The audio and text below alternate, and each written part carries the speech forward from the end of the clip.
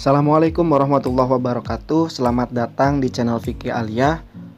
Pada video kali ini kita akan membahas tentang Ihya'ul Mawat atau membuka lahan yang mati atau terbengkalai. Sebelumnya silahkan teman-teman klik tombol subscribe di bawah untuk mendukung kami dalam memberikan tayangan yang lebih baik. Secara bahasa, ihya adalah membuat sesuatu menjadi hidup. Sedangkan mawat secara bahasa adalah lahan yang mati. Adapun definisi Ihya'ul Mawat secara istilah adalah mengolah atau menghidupkan lahan yang mati atau tidak terurus dan tidak dimanfaatkan oleh seseorang. Hukum Ihya'ul Mawat adalah sunnah, maka setiap orang Islam dianjurkan menghidupkan lahan mati baik di daerah Islam atau selain daerah Islam. Menurut Imam Zarkashi, secara umum lahan dibagi menjadi 3. Pertama ada lahan mamlukah, yaitu lahan yang dimiliki seseorang baik dengan cara pembelian atau hasil dari pemberian orang lain. Kedua ada lahan mahbusah, yaitu lahan yang tidak bisa dimiliki baik karena terikat dengan kepentingan umum seperti jalan raya dan masjid atau kepentingan individu seperti barang wakaf. Terakhir ada lahan yang munfakkah, yaitu lahan yang tidak terikat dengan kepentingan umum atau kepentingan individu, yakni lahan yang mati yang bisa dimiliki dengan cara Ihya'ul Mawat. Dalil yang mendasari kebolehan melakukan Ihya'ul Mawat adalah sabda Rasulullah SAW, al-ardu ardullah wal ibadu ibadullah, man ahya ardon maitatan fahiyalahu. Bumi adalah bumi Allah, hamba adalah hamba Allah. Barang siapa yang membuka lahan mati, maka lahan mati tersebut menjadi miliknya. Adapun rukun Ihya'ul Mawat atau struktur Ihya'ul Mawat ada 3. Yang pertama adalah muhyi, kemudian muhya, yang terakhir adalah ihya. Rukun yang pertama adalah muhyi. Muhyi yaitu orang yang melakukan Ihya'ul Mawat. Syarat muhyi harus seorang muslim jika lahan yang akan diolah berada di daerah Islam. Ini adalah pendapat Imam Syafi'i, sedangkan menurut pendapat lain, kafir zimmi juga berhak untuk menghidupkan lahan mati di daerah Islam. Karena Ihya'ul Mawat termasuk proses pemindahan kepemilikan yang tidak membedakan antara muslim dan non-muslim, sebagaimana proses pemindahan kepemilikan yang lain. Rukun yang kedua adalah muhya. Muhya adalah lahan mati yang akan diolah atau dihidupkan dengan cara proses Ihya'ul Mawat. Syarat muhya ada 2. Yang pertama, belum pernah dimiliki seseorang di era Islamiyah atau setelah terutusnya Nabi Muhammad SAW. Syarat ini meliputi 2 hal, yakni belum pernah dimiliki seseorang sama sekali atau pernah dimiliki pada era jahiliyah, namun setelah Nabi diutus tidak pernah dimiliki lagi. Syarat muhya yang kedua, tidak berada di sekitar lahan hidup atau lahan yang sudah diolah atau dihidupkan dan dimiliki seseorang, yang disebut dengan harim.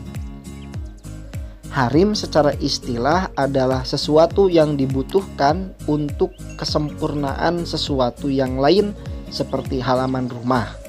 Jika lahan mati merupakan harim dari lahan hidup, maka tidak bisa dimiliki dengan cara Ihya'ul Mawat. Syarat muhya yang ketiga adalah berada di daerah Islam. Jika lahan mati berada di daerah non-muslim, boleh dikelola jika tidak ada larangan dari Jika lahan mati berada di daerah non-muslim, boleh dikelola jika tidak ada larangan dari masyarakat setempat. Jika ada larangan, maka tidak boleh.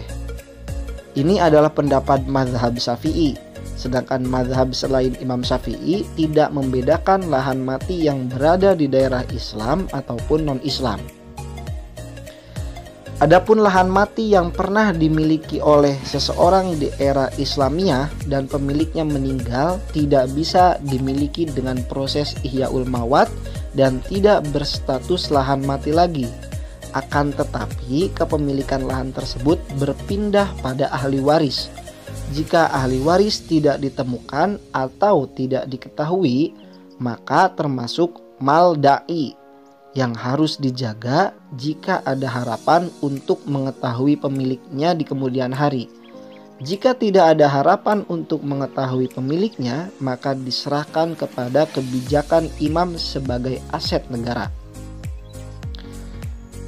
Rukun Ihya'ul Mawat yang terakhir adalah ihya, yaitu proses pengolahan lahan mati yang secara hukum berkonsekuensi menjadi milik pengolah.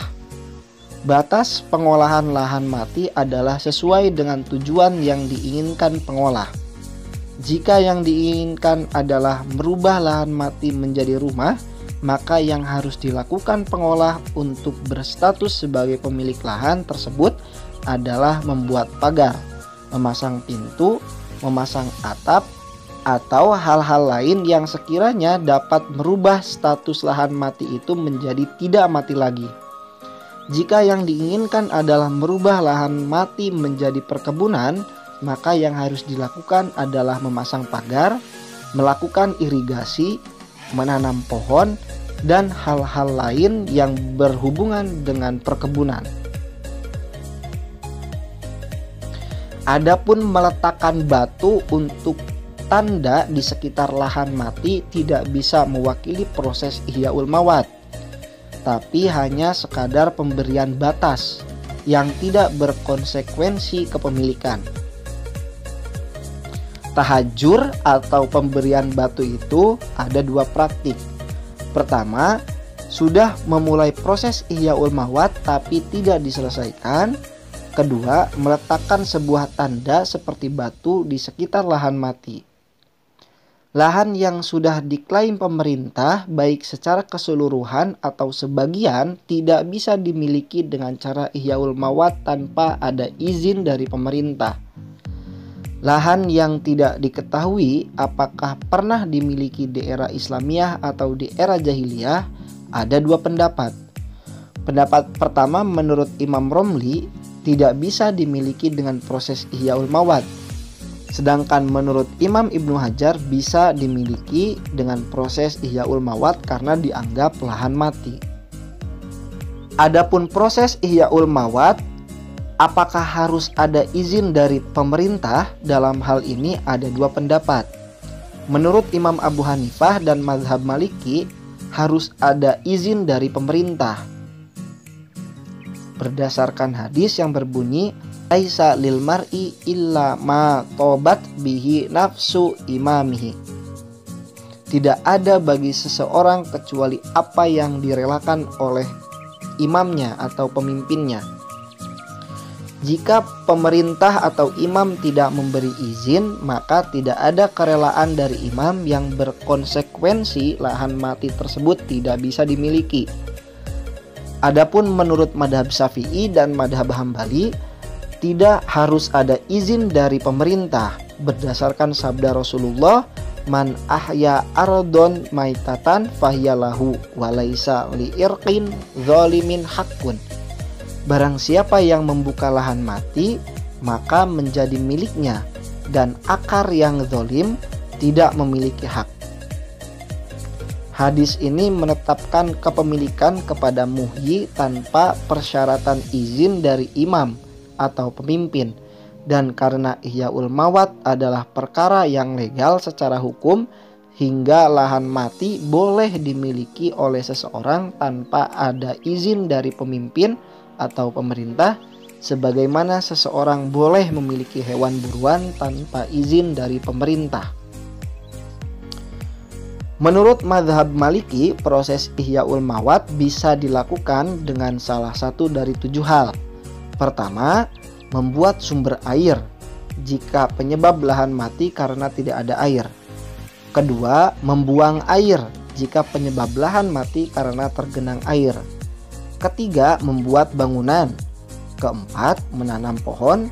Kelima, bercocok tanam. Keenam, menebang pohon. Dan terakhir, meratakan lahan dengan cara menghancurkan batu-batu yang besar. Demikian video tentang Ihyaul Mawat kali ini, semoga bermanfaat.